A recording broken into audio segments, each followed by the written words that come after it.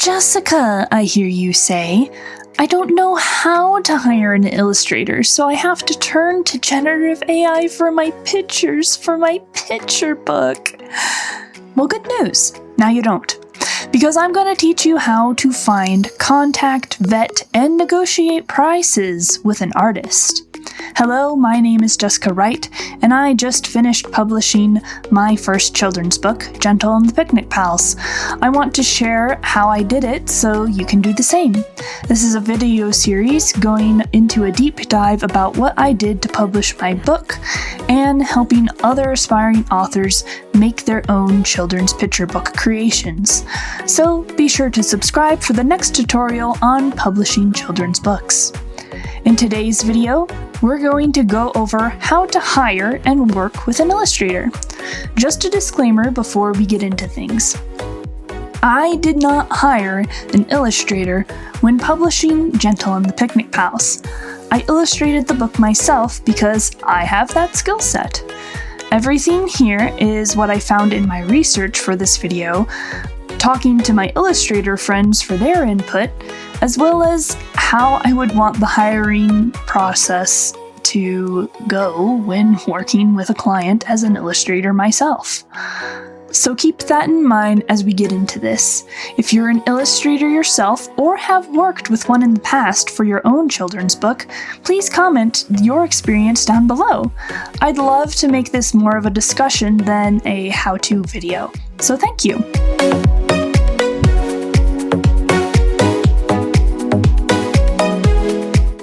Finding an illustrator is as easy as a Google search.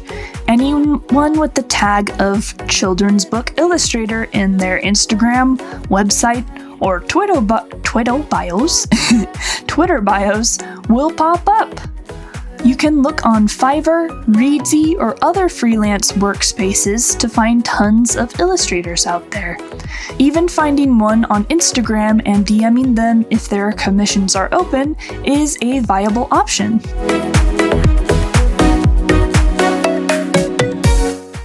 The real hard part is contacting them and vetting to make sure that the illustrator you're working with is not a scammer. First, we'll go over vetting to make sure the artist is an actual artist instead of someone who's going to sell you slop or nothing at all to take all your money. The easiest way to make sure an artist is really an artist is to go to bookstores and libraries to see the illustrators for the books there. An illustrator is likely listed in the byline and could have an illustrator blurb in the back of the book along with contact information. If you found your artist online and want to make sure you found an actual artist, try finding their professional website. If they don't have a professional website or portfolio, then beware, it might be a scam. See what examples they have up on their website and do a reverse image search to make sure they are the ones who actually drew that art. If it's not easy to tell if they are using AI-generated images, go on an online AI identifier and see if the image percentage is mostly AI or original. Granted, those AI identifiers could still be wrong on certain pieces, so it is best to test multiple of their works.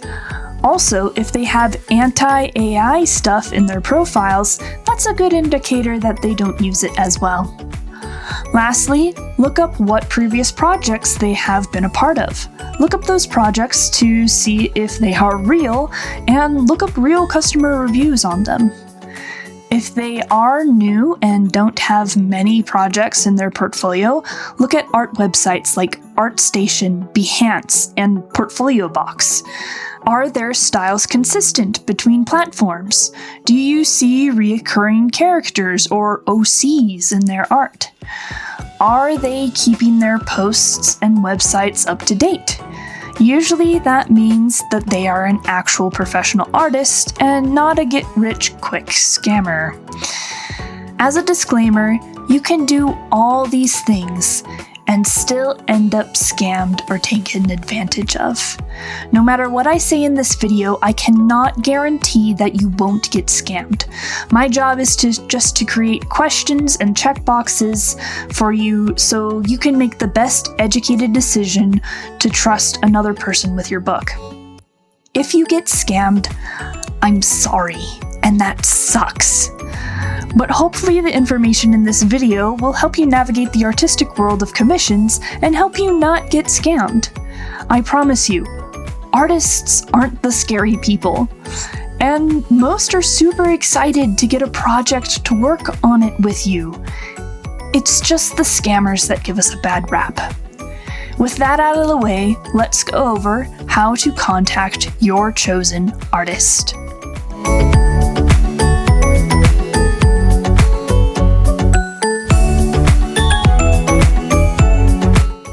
Contacting an artist could be as simple as sliding into their DMs on Instagram, or it can be as difficult as filling out a contact form on their website. Either way, it is important to contact the artist how they want to be contacted. So, look at your chosen artist's bio. Do they have instructions on how to contact them? If not, try going to their website and see if they have a contact page. If you're on a freelancer work website like Readsy, go to their profile and see what instructions there are to get in contact with the artist. Do not put in any personal information such as address, age, bank info, card info, or social security number if prompted. The most a contact page should ask you for is an email so the artist can get back to you. When contacting an illustrator, you want to ask if they are available for a children's book project and for a quote. If they are currently working on a big project, they might not be able to take on your project at the time. If you do get a response back, know that a quote is just like a price tag for the job that you want done. It is what the artist wants to be paid for the job they are doing for you.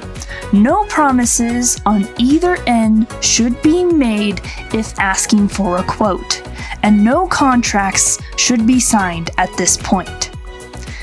It is also acceptable to ask multiple artists you like for quotes before you decide on which artist to go with.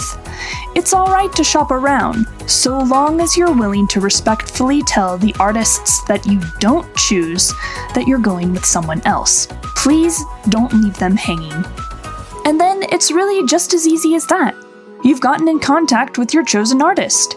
If you're still skeptical of your chosen artist being a scam, you might try asking for process videos, art time lapses, or asking the artist what their current project they are working on is. Asking about the process of how they create their art is also a good way to try to do everything you can to vet an artist before deciding to work with them. If you don't know what the artistic process looks like, there are infinite examples on YouTube of that.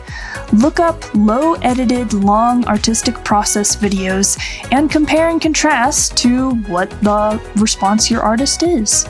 Also, looking at time-lapse drawings here on my channel, as well as other artist channels here on YouTube, can help you make sure you're not being duped by AI-generated time-lapse videos.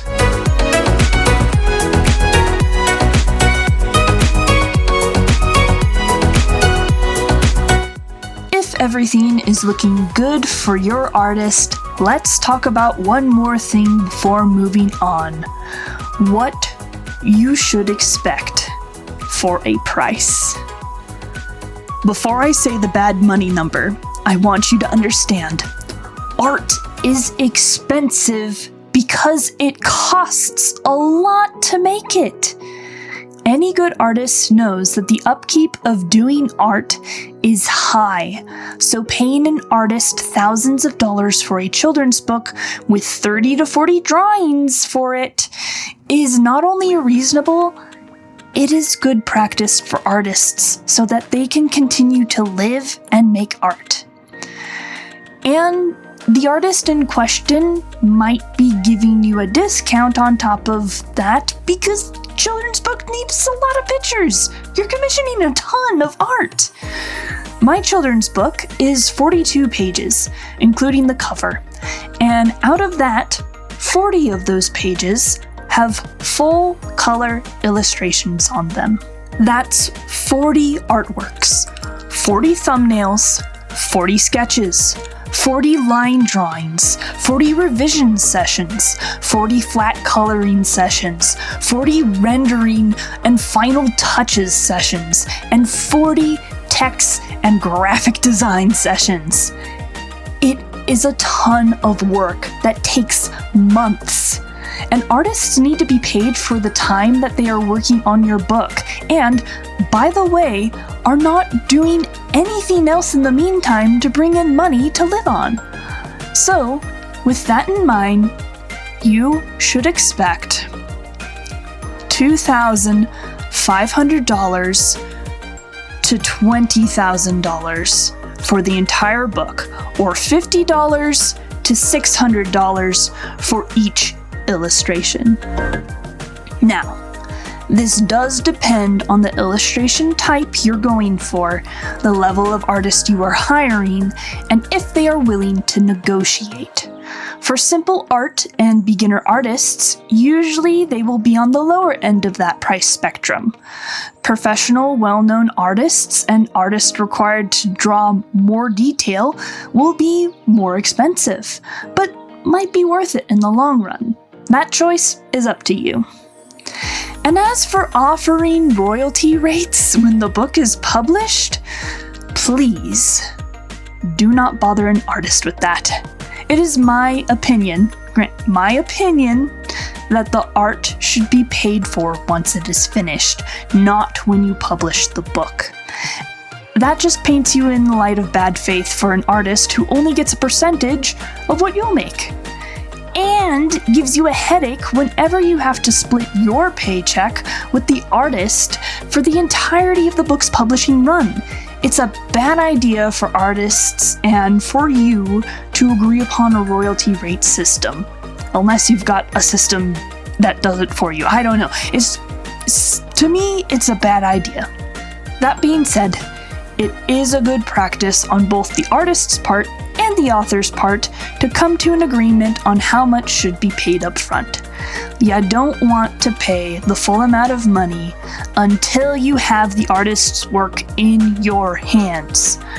The artist needs some cash to ensure you're not going to back down and let months of work where they could have been going and working on something else and getting paid for that to go down the drain. So it works for both of you.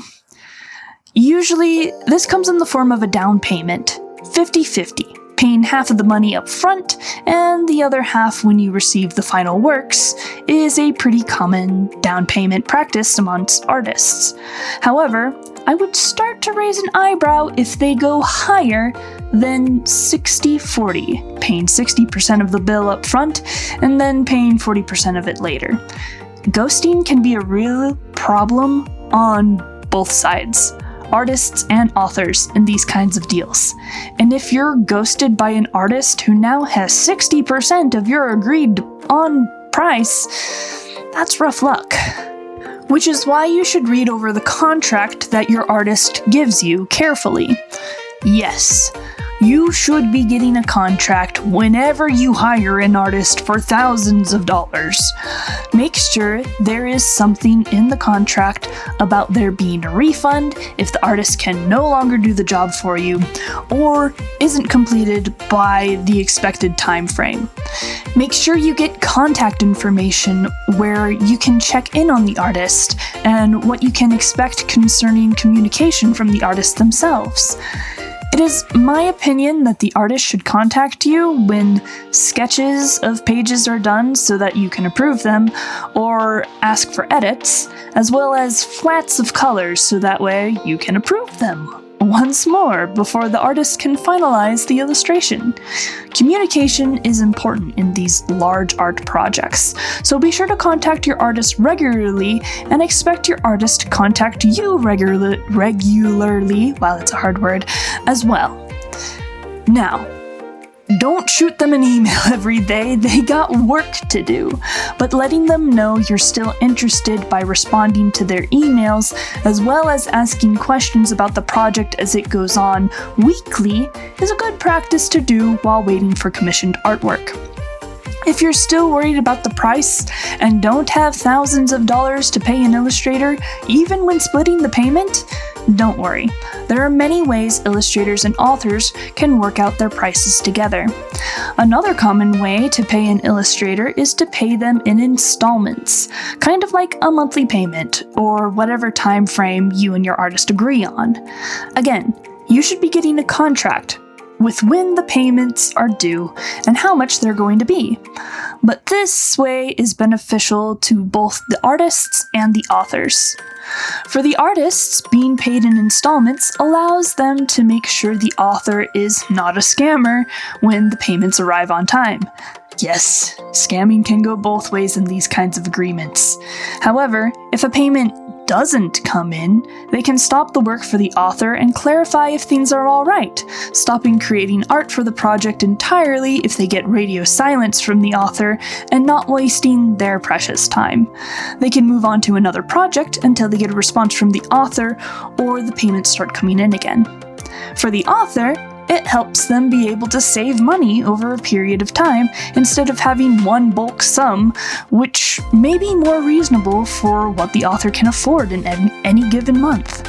This also protects against scams on the author's side as well, because if the artist is not communicating with them, they can withhold their payments and get process photos from the artists to make sure they are really working on the project.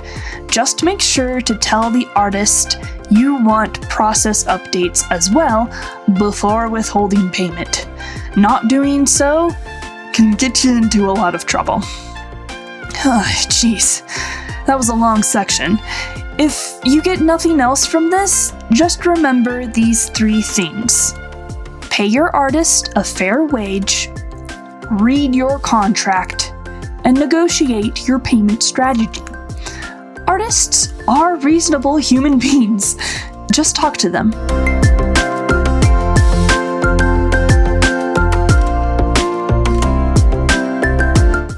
The last thing to keep in mind while hiring an artist is the timeline when the art should be done. One does not draw an entire children's book in 3 days. Not even a week. Not even a month. It's going to take a while for the artists to finish the illustration because just like writing, illustration takes a long time. It took me 2 years to draw all the pages of my children's book, mostly because I had to have a full-time job and a few part-time jobs in the meantime in order to live and take care of myself. However, once I got into a groove with producing illustrations for my children's book, it took me anywhere from 3 to 10 days to finish a single illustration, depending on the complexity of the scene. Multiply that by 40 pages, and if I had only been working on drawing my children's book pages, it would have taken me 120 to 400 days to finish the entire book. That's roughly 4 months to a little over a year. And that's not including bathroom breaks or feeding or being outside and being social and taking care of yourself and blah blah blah blah blah blah. Your artist might be slower or they might be faster. Talk to them before agreeing to work with them, what they think their time frame is, and then add a few more weeks or a month after in case of any big revisions or life problems in either the illustrator's life or your own. Come to terms that you might not see your book come to publication for well over 6 months while the illustrator is working on it. But don't let that make you drop the project completely while waiting on the art either. be involved with the artist. Ask for updates, ask for sneak peeks, talk to the artist about how you want your book to look, as well as just asking them about how their days are going as you both work on this project together. Good clients care about the art. The best clients are those who care about the art and the artist working for them. If you take nothing else from this entire video, just remember this. Just be kind while working with others. It goes a long way to just be respectful and kind on both sides of an author-illustrator relationship. The children's book illustrator world is small, just like the writing world, and we talk to and look out for each other. Don't be the person another artist has to warn their artist friends about. Please.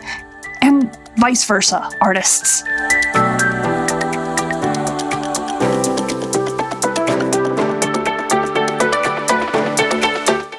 That is the end of the How to Hire an Illustrator section of this tutorial.